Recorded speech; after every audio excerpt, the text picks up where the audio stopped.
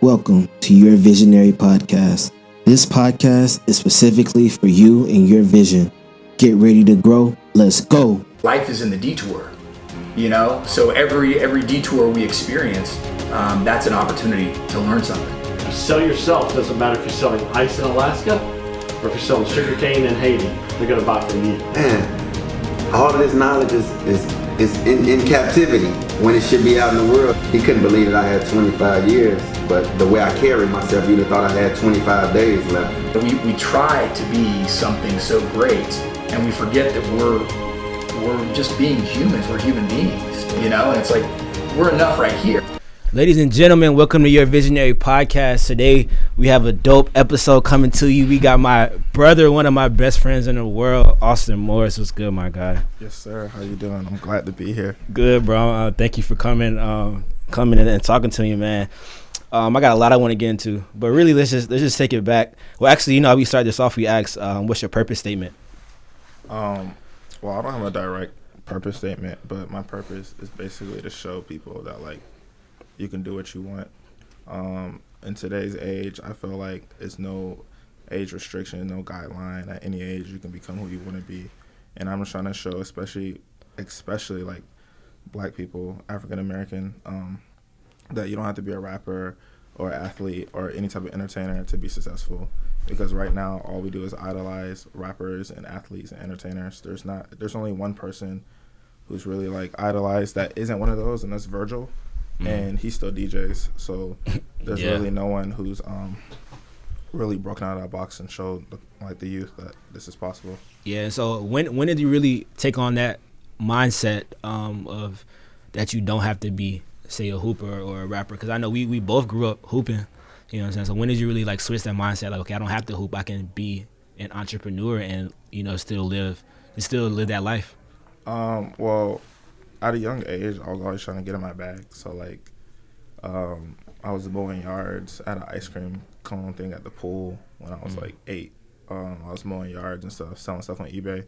So I always knew there was more. But I think after high school, when I decided not to play, which was a tough decision, because I could have went to a bunch of good schools, I realized that I'm not playing basketball, but I can still be balling. You know what I'm saying? So. That's when it really clicked. You can't play basketball, but you can still be balling. Yeah. That's real. And so talk about when you decided to go to college and not hoop.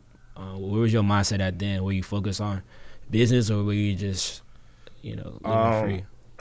I think a lot of people can relate to this. A lot of college athletes can relate to this, or even high school athletes. I was really in a lot of pain or depression because it was basketball was my life. Mm-hmm. And so it was just a lot of regret or just figuring it out. But I had a lot of inner inner aggressiveness that made me want to be okay, I'm trying to because some people was telling me yo, you're dumb for not playing basketball. What are you doing? Why are you not playing basketball? Some people told me that, so it's I wanted to prove people wrong. So you had that chip on your shoulder. Yeah, huge. Yeah, that's real. And I feel I heard that in a podcast. A lot of entrepreneurs, successful entrepreneurs, they start out by having that chip on their shoulders. Yeah. That's kind of the fuel to the fire, in a sense. And so, let's see. So you did start young with entrepreneurship. In a sense, you were, like you said, you were selling ice cream when you were 8, mowing lawns, selling on eBay. Yeah. Yeah. When did you really realize that the power of the internet and the power of just finding something that will sell and 10xing it? When I sold these glasses on eBay, beginning beginning of freshman year in college, going into freshman year, I sold these glasses and I just ran it up. Yeah. Every day. I found, that's how I figured out how to do everything. Go to AliExpress, Alibaba, buy them, put them on eBay, and just tax people. Yeah. And that's what happened, and I just kept doing that and just started making bread. Yeah. So did you have a blueprint for it before going into it? I mean, I just looked at it I feel in today's age, bro, people overthink too much. It's not even I just knew that there was a demand, and I know I can meet that demand. Yeah. So I started selling them. That's real. Yeah, that's true, and I think a lot of it is just learning as you go. Yeah. You know what I'm saying? Just committing to the fact that you're gonna find a product to sell and you're gonna sell it, committing to that, and then figuring the rest out later. Yeah. That's kind of the hardest part, and that's why I always say like the toughest part of starting a business is just starting it. Yeah. Getting it off the ground. And so what was next after the glasses? So your freshman year you sold glasses. What'd you do with that bread from that? I bought my car. I had like a Ford Mustang, peanut butter seats, LED lights, 20 inches. You know what I'm saying? Riding clean, you know what I'm saying? I'm 19, big body Mustang. Yeah, yes sir. Hell yeah! And so do you feel like you always you feel like you try to portray an image, or do you feel like you just want to get nice things? Right. It's like I'm like I said before, like you said, purpose is like I do what I want. So it's not even about the image or anything like that. I'm just gonna do what I want to do, and I wanted that car. So you got it. That's real. And so, what was going through your mind? Because at that point, you're not a regular college student, right? Yeah. Freshman year, you're not regular. Freshman year, you ran it up selling online, and then you bought a whip, by yourself, and so you lit. You know what I'm saying? So what was after that? Like, what kind of shit did that have for you? It was more maturity level. Like, I mean, because I'm thinking like mentally, it was just more like I knew I didn't really belong. That's when I started feeling like I didn't belong around my environment. I felt like there's more. Right. And that's what made me start questioning. I started questioning more stuff. Like, there's more. Like, people are telling me, like, oh, you can get a good job after a degree. But I'm like, if I'm doing this now, like, there's more, Yeah. There's more. Yeah, so you saw the potential. Yeah. Basically saw the potential. Yeah. And so what did you do once you had that idea, that curiosity really struck? Like, okay, I did this. I know I can do way more. I tried to do more stuff, but it wasn't working. Like, I tried to do a bunch of stuff. And just figuring it out. Like, I tried to start this company called Forest Supply. Some people might know who's watching this. I tried to make a bag, this cool backpack, and there's just a lot of problems that was going on. So yeah. Yeah. What'd you learn from those problems? I learned that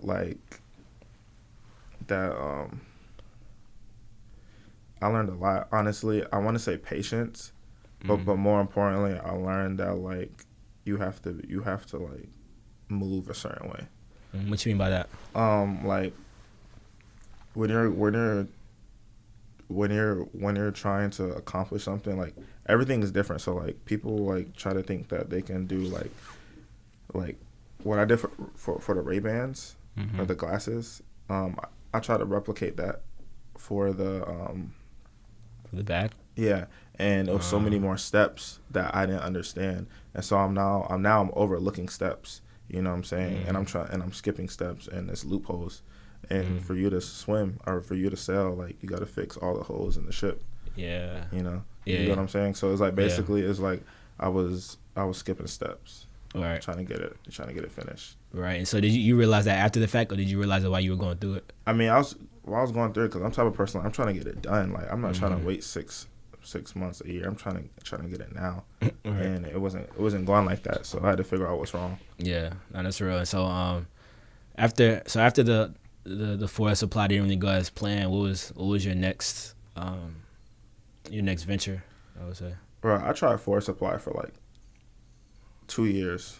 So like my sophomore year and my junior year, I tried, and then it was at a point where it was like, okay, like that's not working, so let me go and like make some money.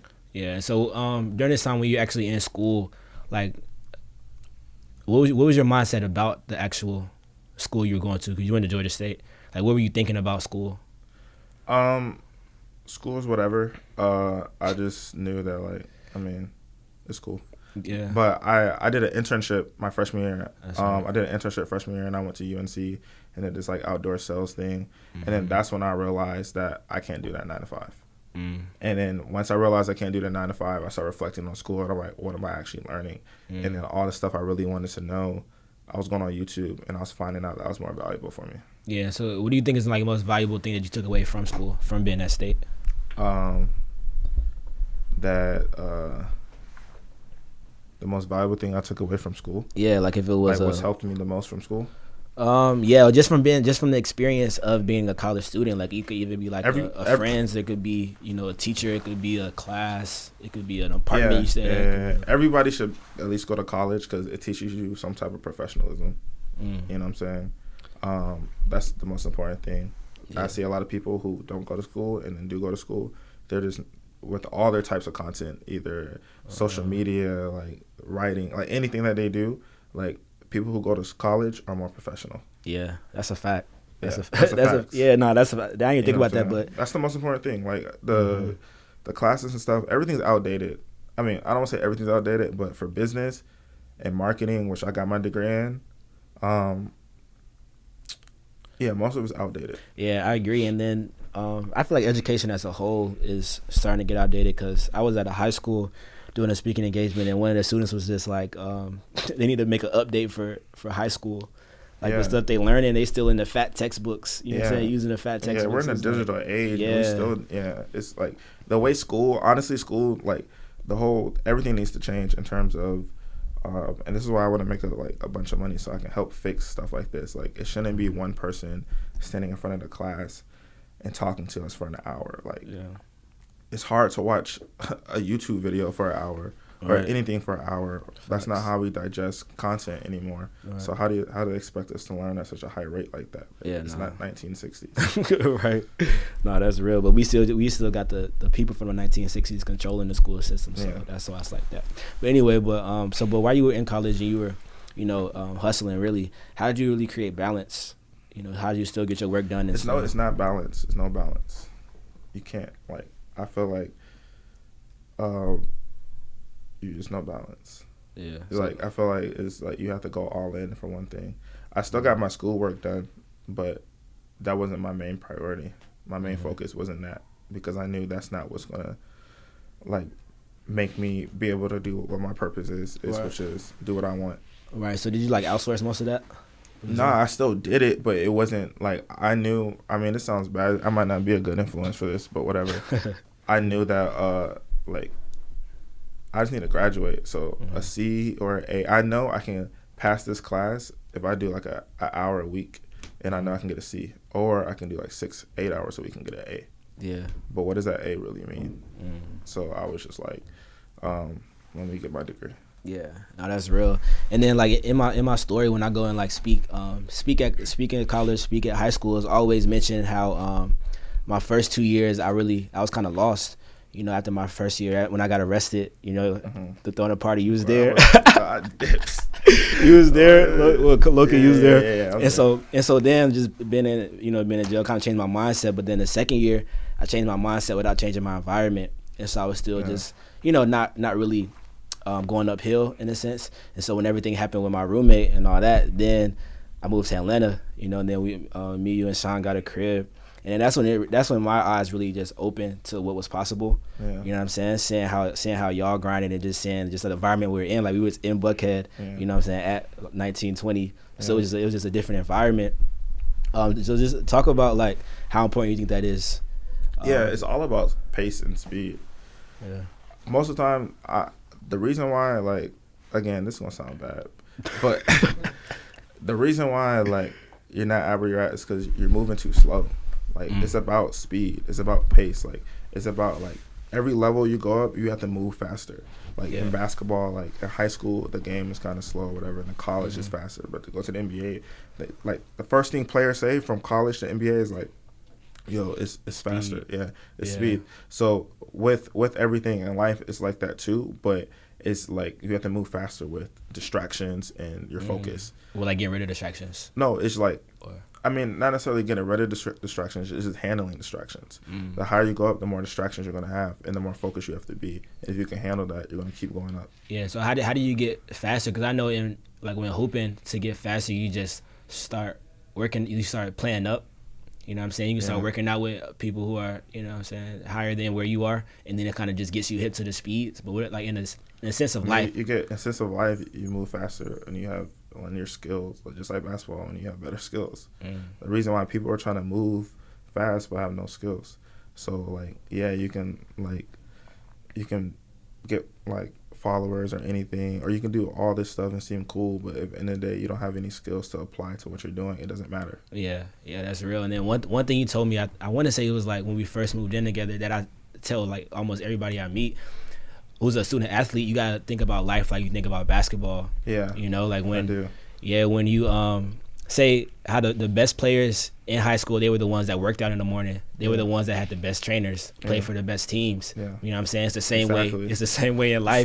Those people who wake up early and grind, you know what I'm saying? Those who stay after and grind, those who have the best mentors, those are the ones who. More importantly, it's the people who like work the smartest. Because there's a lot of people who wake up early in the gym and work out on their game, and like they practicing things that they can't do in the game. They're practicing things you can't do in real life. So people be working hard. Just because you work hard, that doesn't mean anything. Like it doesn't. You have to work smart and apply that in the right way. Yeah. So what do you think is like a way to really work smart? Like say you busting your ass, but you don't see any gains. You know what I'm saying? So because you're doing something wrong, you're not allocating your time in the right area that needs growth. Like it's too broad. You have to dive in deep and really understand. Like this is a very broad question, but like for me, it's like if you have a business, like okay, cool, you're gonna have the best product in the world, but if no one can see it, it doesn't matter.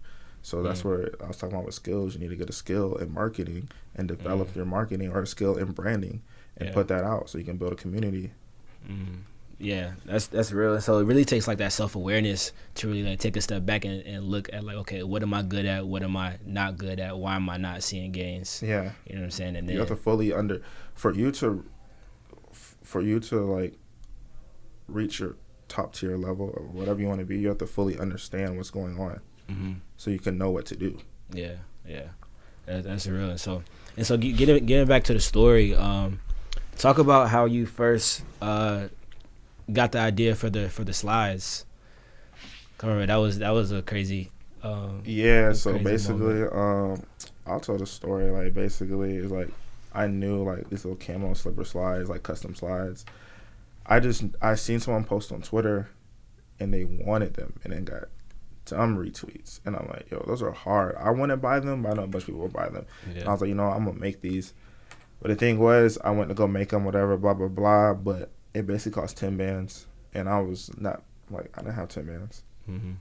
So I just asked like all my friends to give me 2 bands, and I'll double it or whatever. And I got them, and then I got 1,000 slides, and they came in, and I had to make something shake. Yeah, so that's what happened. Like, that's real, and it's crazy, bro. Now that like I wasn't thinking about it then, but now that you just said it, it reminds me of in the book I want to say it was Sell or Be Sold by Grant Cardone. He was saying how he was working on like a boat and they was catching fish, and one day they caught like the most fish ever, and he bought everybody's fish, but he had to sell all the fish before the next day because the ice was melting, and so it was like kind of do or die. Like damn, there's no other option. I just got to get these off. I really put myself in do or die situation because I didn't know they was going to sell. Really, I just thought they were going to sell, and I had to buy 1,000 of them. I spent 10,000 of someone else's money that I didn't know was going to sell or not, and I had 1,000 of the shoes. 1,000 is a lot of shoes. Like 1,000, but I sold them all. So facts. And so how'd you really stay? Like, how'd you stay calm throughout that? I wasn't calm. What, bro? What do you mean stay calm? What you mean? Oh shit! Yeah. So, okay, I mean, a better question. Not how'd you stay calm? How'd you manage? You know what I'm saying? How'd you manage it all? Like having all this inventory, knowing you had to get it out. You know what I'm saying? Some days were good, some days were bad. Like how'd you really manage to sell them all? I mean, I went all in. I remember sitting down like the first week, and like the first day I only sold like 2, if that. And I'm like, yo, this is way harder than school. That's what I was literally thinking. Like, how am I going to sell all these things? I was spending marketing money. They weren't selling. None of that, and I just had to manipulate social media, really. Yeah, and so how'd you prepare? What was your preparation like beforehand? Yeah, I had good preparation. Like, I found like all these pages. I hit them up like, yo, can you post this? Whatever, I pay you. I did all of that, and I thought that was gonna work, but it really didn't. So then I had to go and Yeah, I'm gonna give y'all the blueprint right now. Go ahead, break it down. This is good. This is secret sauce right here. All right. Let's do it. So the key, if you really want to sell something nowadays in 2019, you got to go on Twitter, because Twitter is the most shareable social media. The thing is with Instagram is that Instagram is connected to the algorithm. So like, even if I post a picture, for a random person to see it, they have to be connected in some type of way. Yeah. Unlike Twitter, like I can post a picture, and if CJ retweets it, if someone else retweets it, it could pop up on someone's TL from like Idaho or Wyoming or Paris. It doesn't matter, you know what I'm saying? Facts. So putting out shareable content on Twitter is really what did it for me. Yeah, that's real. And so once you found out that sauce, you just next it, like you just kept doing that, or? Yeah, no, and I started finessing. Like, I started like hitting people up, like, yo, I'll pay you $10, $15 just to quote this. You know what I'm saying? Wow. Like, oh, this is fire. You know what I'm saying? So now all on the TL, you seeing like these slides. You know, people are followers, and then you got other people quoting them and saying like, oh, these are hard. So now they come into the page, and I'm just picking up traffic. Now they come into the IG, they picking up Instagram traffic and stuff like that, and that's how I started. Yeah, that's how I started it from scratch. Dang. Yeah, that's real. So you think it's still the same now? Yeah, but I mean, everything social media. That's what I was saying with school is so outdated. It's because social media changes so fast. Like, if you get a book right now and they tell you how to grow your Instagram, they'll be like, use hashtags. Like, that's so burnt. like that's, you know what I'm saying? So social media literally changes like every 2 months. Like they keep updating. You know what I'm saying? Yeah. So you think you just got to stay up to date? Like you got to understand the game. Like we were just saying earlier, you have to understand the game, and then you'll know how to attack. Yeah. And so how long did it take you to get rid of those 1,000? Like, or most of them? Like 2 months. 3 months. Because the thing is, I figured out, it's just a lot of other stuff. Like, you figure out with the business. Like, I was selling them at like $130, and then they weren't going. So I just kept lowering the price. And I got $60, $70 they were going. Yeah. You know what I'm saying? It only cost $10. So, yeah. So it was just testing. Yeah. Yeah, testing. That's dope. And then, so once you got them all off, you paid everybody back. I know you was happy as hell. I was happy. I take that double amount. As soon as I had ordered some more, I was like, all right, bet. Y'all started me off. Thank you. Goodbye. Let me get my bag now. You know what I'm saying? I blessed y'all real quick. Yeah, that's a great return. Yeah, I appreciate that. Great return for y'all. Yeah, but talk about that. Once you paid everybody back, then you kept going. Yeah, because I was like, wait, the thing is, here's where everyone, like all these young people mess up. They're like, yo, I want to make bread. I'm trying to make a quick 10 bands. You can't look at it that way.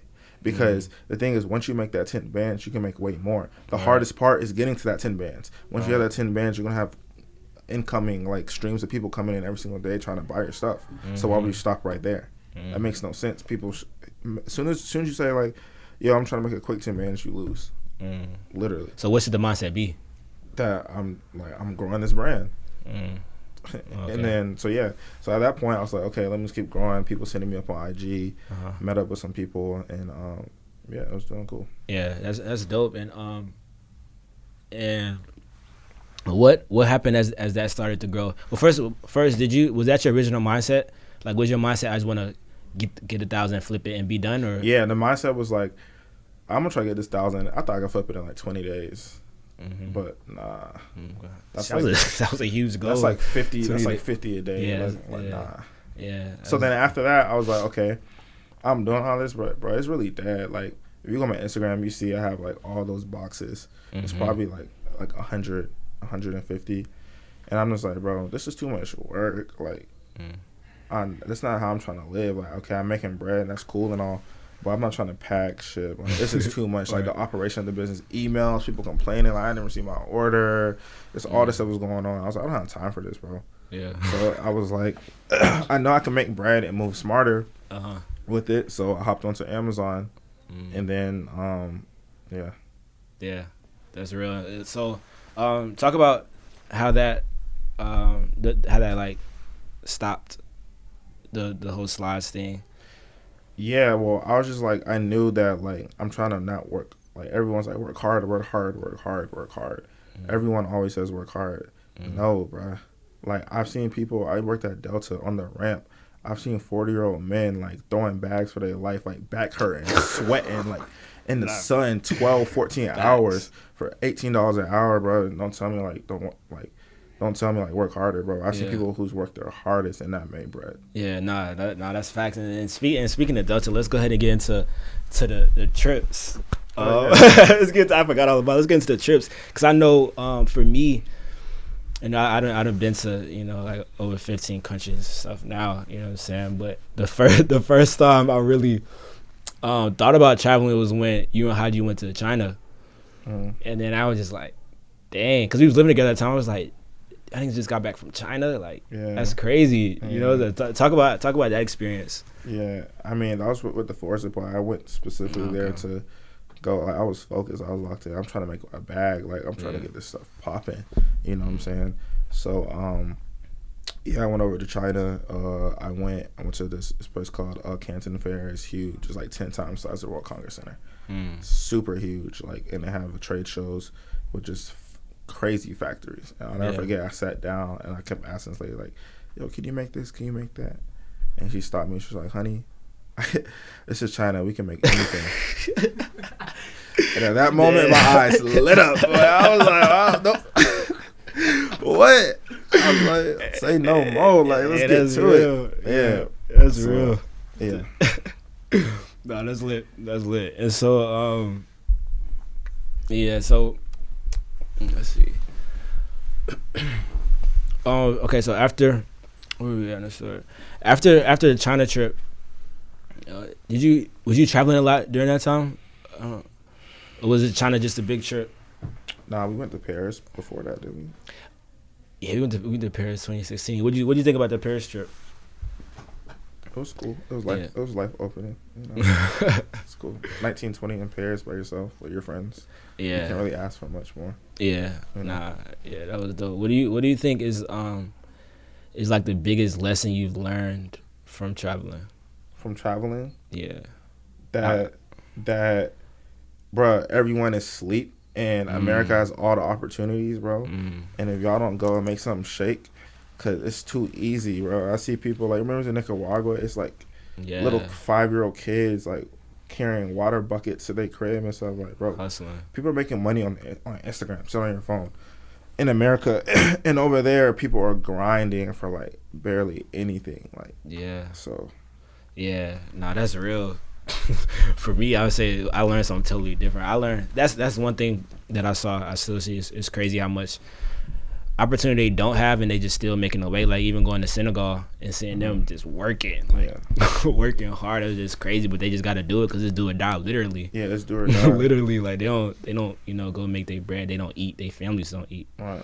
But I think one of the biggest takeaways I took from traveling was, like, there's kind of like a universal language of the world. You know what I'm saying? Like, even if you don't speak someone's language, your energy could just be so like positive that they just cling on to you. Yeah. You know what I'm saying? That's one thing that I learned from traveling, and it was just like, dang, this is real.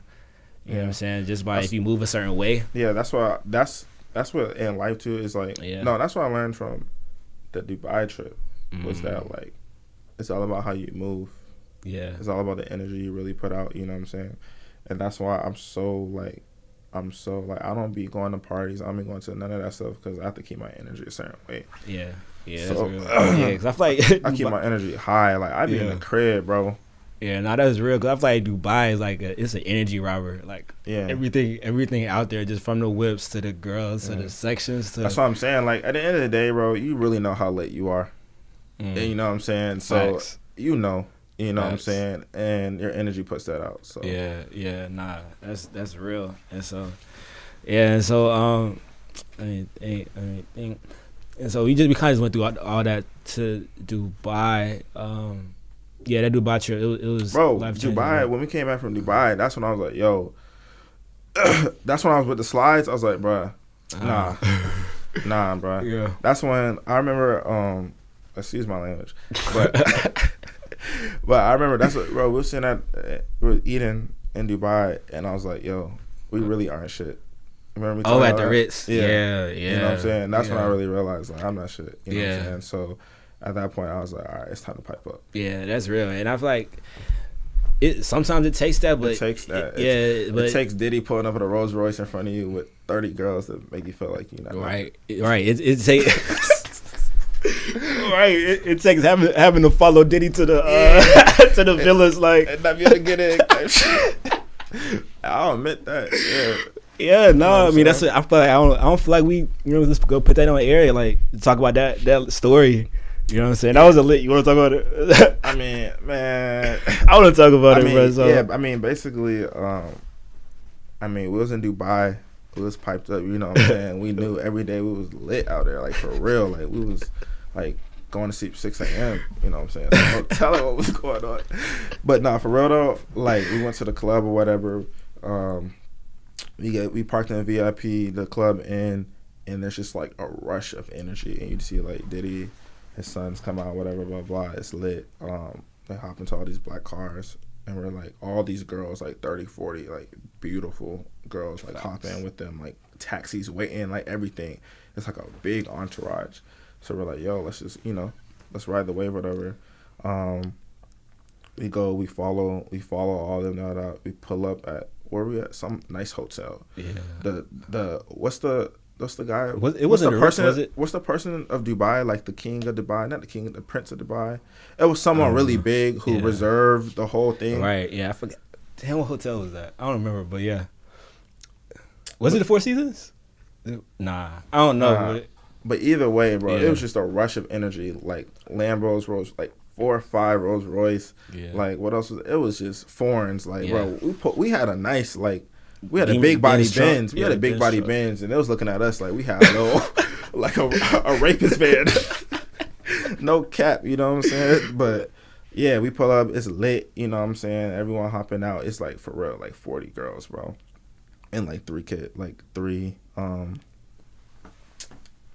and his sons or whatever. Mm-hmm. Then there's a little event there. After that, we go hop back in. We linking up with friends, like his friends and stuff. They in our whip. We pull back up. We're going to like the Calabasas of Dubai at this point. And we pull up and it's like Diddy's crib, like where he was posted at and stuff. And it was just lit. Like it was crazy. They had their own dock where you put a boat. You know what I'm saying? They had the maids and butlers outside. It was like 7 a.m. They was still outside. Yeah, lit. Like, they'd be there 24 hours. Yeah. Yeah, nah, it was crazy. And just seeing that made me realize like there's so much further. There's so much more. Yeah, it's so much more to get to. And so back to when you decided you wanted to get rid of the slides, what did you do next? I knew like and most important thing is like for anyone who's selling anything or doing anything, like 1, you need to understand your market, but 2, you gotta also understand the demand of what the product you're selling. And I knew Dorags was hot. Mm-hmm. This was last year. I knew this was before like people really seen designer rags or like velvet rags. They kind of seen it, but it wasn't like really out there yet. Right. You know what I'm saying? For sure. So I'm like, oh, it's hot. Like this is coming up. Like I'm ahead of the wave. Like bet. You know what I'm saying? So I was like, let me cop some velvet Dorags. I hadn't been copped them, but I took it like for real serious when we got back from Dubai. I put them up on Amazon because I understand Amazon and the platform, and it's a bunch of trust on Amazon. You know what I'm saying? Yep. Like no one was doing that. There was like no velvet Dorags on Amazon. There was like some silk Dorags, but there was no velvet Dorags. So I was like, oh, bet. All right, let me just put like 5 colors up and see. And they started selling. Like I was making like 200 a day.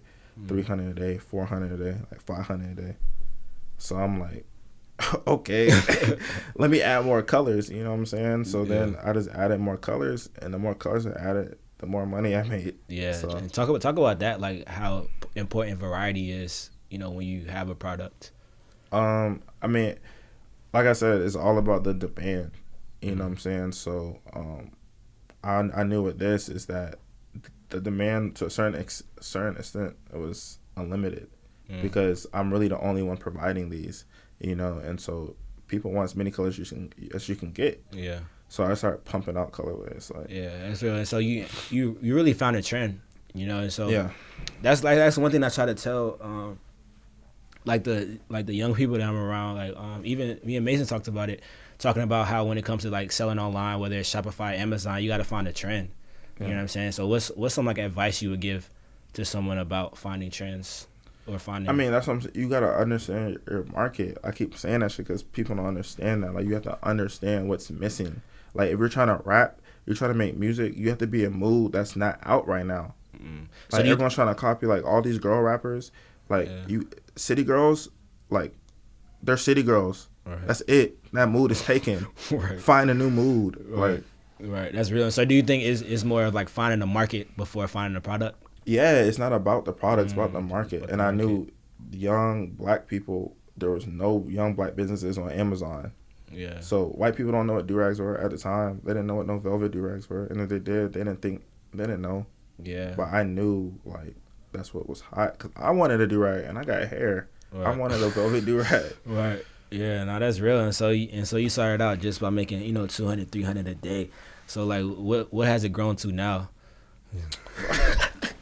Yo, you trying to put me on the spot. Yo, now I'm making big racks, you know what I'm saying? But no. All right, let me chill. But no, on some real stuff, though. I had a great Christmas. I had a great Christmas. Like, you know what I'm saying? I got over 100 Dorags. So Slippery Apparel, go look at it on Amazon. I'm booming. I'm selling like 300, 400, 500 a day. At $20 each. Yeah. Average. So y'all can do the math. Yeah, no, that's real. And that's not a cap. Yeah, you don't want to say it, but I mean, right now it's gotten to the point where you do have a 7-figure business. Yeah. You know what I'm saying? I just go ahead and put it on air. Yeah. And that's dope, bro. I'm super proud of you. You know what I'm saying? Just because I do rags, you know what I'm saying? And that's my whole vision, to show people that, like, yo, I was 22 at the time. I made the shit shake off Dorags in 9 months. I don't have to rap. I don't have to hoop. You know what I'm saying? Yeah, no, that's facts. I'm still in the same tax bracket. Yeah, that's facts. And so yeah, no, that's real. That's real. And so now, just how much of like a priority is it for you to like stay humble? You know what I'm saying? Because you making more money. It's like I said, like, it's not a priority at all. It's not about like trying to stay humble or being humble. I'm just gonna be who I am. You know what I'm saying? So you think you're a humble person? I mean, yeah, I feel like I'm confident, but at the same time, I feel like I don't really like brag or boast on what I really do. Like, no one, like, until this interview, no one had no idea that any of this was, popping off like that. Yeah. You know what I'm saying? So it's like, it's not really about being humble. It's just more about, like, I mean, staying grounded. And I'm still the same person. You feel me? So I never changed. Like, when the money came, it's not like I changed. You know what I'm saying? Because I was already that person before the money came, and that's why the money came. That's a bar. Yeah. That's real. And so what's next for you? You know what I'm saying? Because now you kind of scratch the surface. You know what I'm saying? Yeah, like, no cap, that was practice. So, like, because they're Dorags at the end of the day, I didn't think they were gonna pop up. Like, I thought my goal was like, if I make 10 bands a month out Dorags, I'm lit. And that happened so fast. So it was like, now it's like, it's me and my brother. We have this creative company called Retrovert. And it's basically it's a brand that's embracing nostalgia while living in the future, and we're basically a voice for creatives or anyone who's trying to put something out or trying to create and know they don't want to work that 9 to 5. This is a brand for you. Interesting. And so, if somebody hearing this right now is just like, oh, that's dope, that's me. What steps should they take? I mean, just follow us on Retrovert Shop and be a part of the journey. And follow us on Twitter too, Retrovert Shop, I think. Yeah. Cool. But more importantly, this brand is what I'm doing is embodying creatives, and because I understand that's the future. I understand where the digital age is going, and that a lot of people, like, internet is becoming the way of life. For sure. If you understand the internet, you win. Look at all the from 2017 up. Look at all the rap, like, entertainers, anyone. Like, if you know what you're doing on the internet, you win. Like, yeah, like globally, like, not just like, it's not just like you win in your little small area in Atlanta. No, you win globally. All right. Like, all these rappers, like Blueface, he finessed all off the internet, bro. Yeah, no, that's real. Fashion Nova taking over, bro. Internet, the Shade Room, one of the biggest media blogs, internet. Yeah. Yeah, and so what's some advice you would give to somebody who's they want to really make that leap, but they don't want to clout chase. They don't want to do the most. It's about your content. It's all about your content. You don't have to clout chase. You just have to put out the highest form of shareable content. That's not like that's authentic to you. That's it. It's about how good your content is.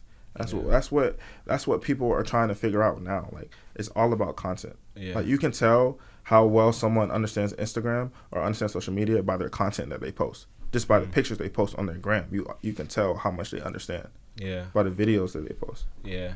That's facts. That's real. And so so since this is your visionary podcast, what is your vision? What do you see yourself in Retrovert 5 years from now?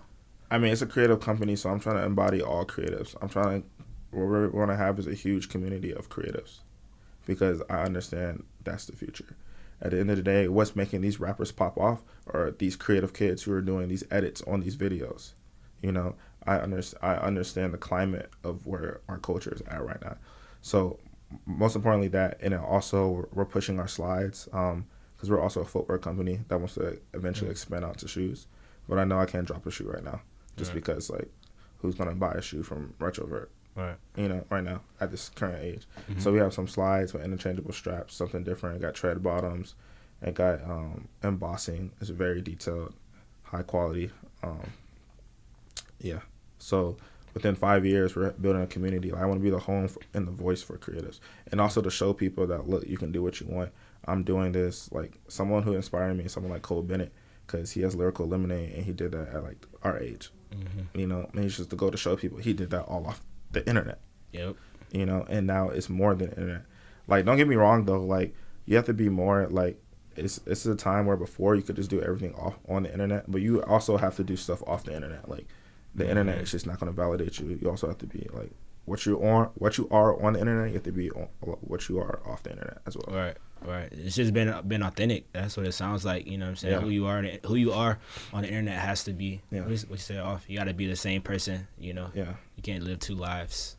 So also with Retrovert too, is that we're also having a media agency a part of it. So, like, we're getting, like, people who, like, design, graphic animation, photography, and segregating them into different, like, companies and connecting them and contracting them with, like, Fortune 500 companies and stuff like that, alongside with the clothing and then the animation and the media. Dope. This is gonna be like a big creative movement. Yeah. You know what I'm saying? Yeah. Creative revolution. Because people just know, like, everyone now knows that you don't have to have a job to live that lifestyle. And if anything, that job is not letting you live that lifestyle. The whole point to make money is really to live that lifestyle that you want to live. Yeah. You know, and a job is not letting you live that lifestyle. And we know that. And so if you can live that lifestyle, like, without doing that, like, why not? Facts. No, that's real. And so so as we come to the end of this, I want to ask you, like, what advice would you give to your 18, 19-year-old self, and why?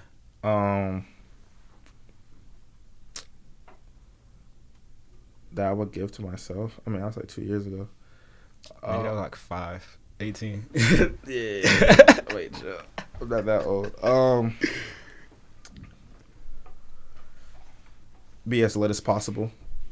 What? Be as lit as possible? Yeah. What you mean by that? Elaborate. Yeah, like, do everything you can to be piped up. Like, because, like...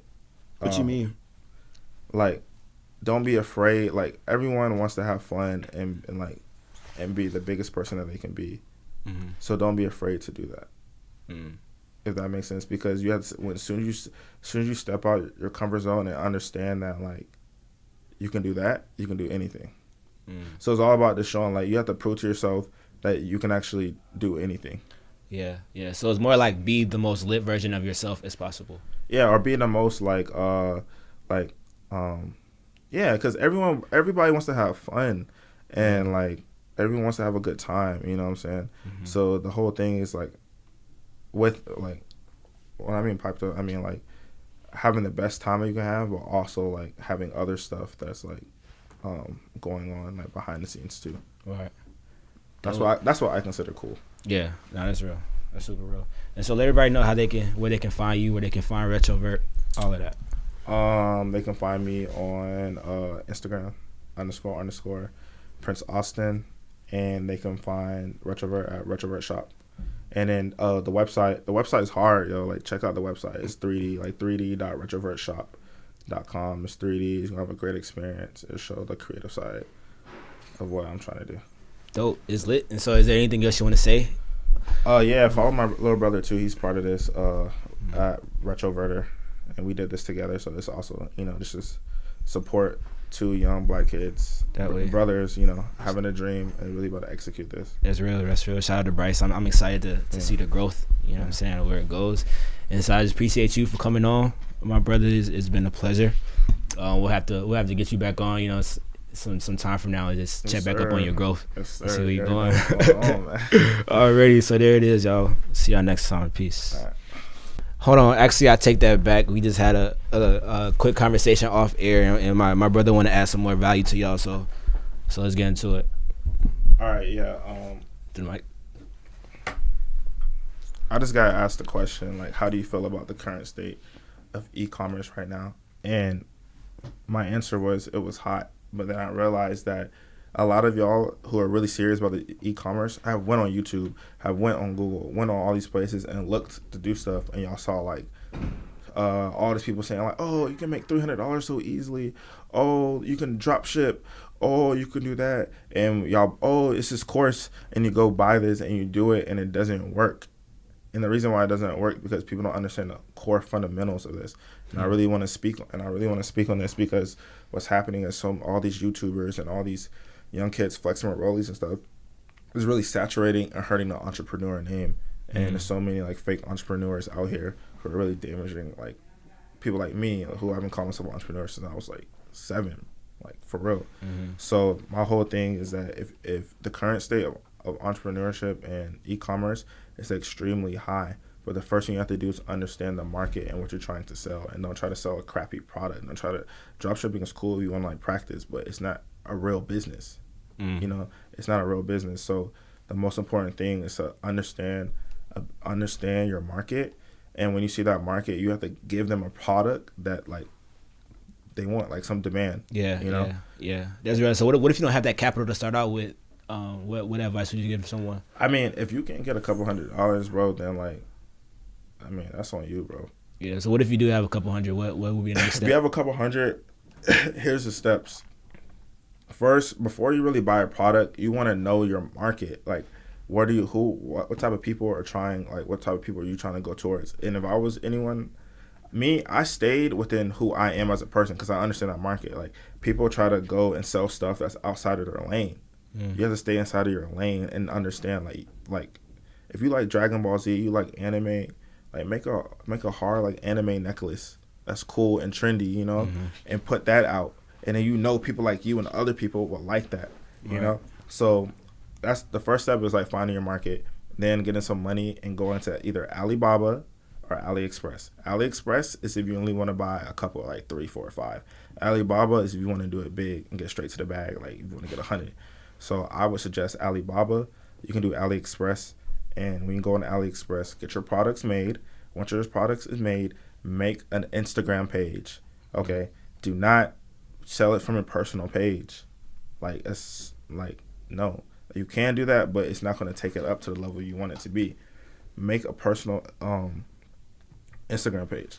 Now people are like, oh, okay, I made this personal Instagram page. I'm posting my product, but no one is seeing it. The reason why no one is seeing it is because you're not putting out shareable content. Your content is not good enough. It goes back to your content. Make really good content. Make really shareable content. Have your friends retweet it. You know what I'm saying? Make a Twitter for it. People don't make Twitters for their thing. Twitter, I was telling you, Twitter is hot. It's a golden gem right now. Twitter is hot. You know what I'm saying? So boom, do that. Now your IG page is going in. I learned how to do Facebook ads. I don't know anything about that. I learned all that stuff. You can learn all that on YouTube. That's what I was saying. School is valuable, but to make money right now, instantly, you can go on YouTube and learn everything you can build. I built my website, my first website, not this one. But yeah, and then have a IG page. Yeah. You know what I'm saying? So now you got followers coming in, you got traffic coming in, your content is good and shareable. Now you're getting sales. Now it's like, oh, okay, let me hit up these pages and they can post it. Let me hit up these influencers. Let me send them a couple. And now it becomes a brand. Now you have some type of identity, and that market's already going to love it. You can gravitate towards them even more. Yeah. And that's how you start a brand up. That's way better than drop shipping, because drop shipping, anyone can make that product, bro. You're not different. Like, you have to be different. People don't understand, like, in this game, like, not everyone makes it. Yeah. Not, like, rap, music, anything. Not everyone. I know people be like, yo, he's about to be next. He's about to be next. We all about to be next. Maybe, but it's looking like slow for all that. Like, so you have to be different. Like, your product has to be different. Your brand has to be different. Yeah. You know. Yeah. No, that's dope. Great advice. Great advice. So, yeah. Bet. Well, there it is. If you want to ask Austin some questions personally, hit him up. he might reply, might not. But if he don't, send me the questions. I'm gonna help y'all. Good, but there it is. You heard it here first. All right. Peace for real this time. Yeah.